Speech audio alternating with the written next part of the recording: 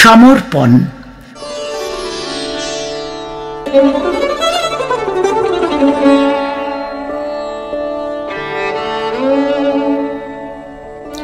সেতার ও বেহালার সংমিশ্রণে ভেসে আসছিল করুণ সুর।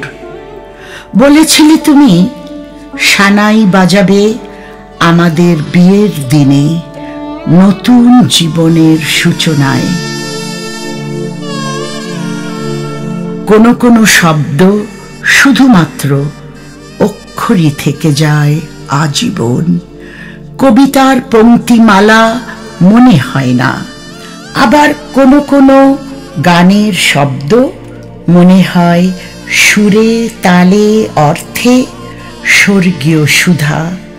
তুমি কখনো কোনো মধুময় শব্দ বলতে পারোনি যে আমার হৃদয়ের ফুলের কুঁড়ি প্রস্ফুটিত হবে।